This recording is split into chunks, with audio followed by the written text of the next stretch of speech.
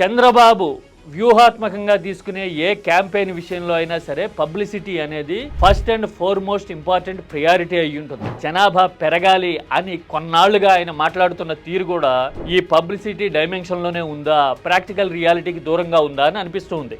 ఎక్కువ మంది పిల్లల్ని కనండి అని తాను ఎందుకు చెప్తున్నాను అనేది చంద్రబాబు పదే పదే వివరిస్తూ ఉంటారు. దేశంలో వృద్ధ జనాభా పెరిగితే గనక ప్రొడక్టివిటీ దెబ్బతింటుంది కాబట్టి ఎక్కువ మందిని కనాలి అనే లాజిక్ ఆయన చెప్తూ ఉన్నారు. నిజానికి ఇది ఏజ్ ఓల్డ్ లాజిక్, అంటే 90s లోను ఎర్లీ మిలేనియంలోనూ వినిపించిన లాజిక్. ఎందుకంటే అప్పుడు ప్రపంచవ్యాప్తంగా ఎకానమీ మొత్తం ప్రొడక్షన్ సెక్టర్, కమోడిటీ సెక్టర్ మీద ఆధారపడింది. అంటే పరిశ్రమలు, ఉత్పత్తి లాంటివి. ఇందులో లేబర్ ఫోర్స్ ఇంటర్వెన్షన్ ఎక్కువ కాబట్టి జనాభాకి, ప్రొడక్టివిటీకి, గ్రోత్ రేట్కి నేరుగా సంబంధం ఉండేది. కానీ గత 5-10 ఏళ్లుగా మొత్తం ఎకానమీస్ అన్ని బిగ్ డేటా వైపు, టెక్నాలజికల్ రెవల్యూషన్ వైపు, ఏఐ ఇన్నోవేషన్ వైపు, క్రియేటివిటీ వైపు మళ్ళీపోయినాయి. ఇలాంటి సిచ్యువేషన్ లో నేరుగా జనాభా ప్రపోజిషన్ కి, గ్రోత్ రేట్ కి మధ్య రిలేషన్ అనేది పూర్తిగా మారిపోయింది.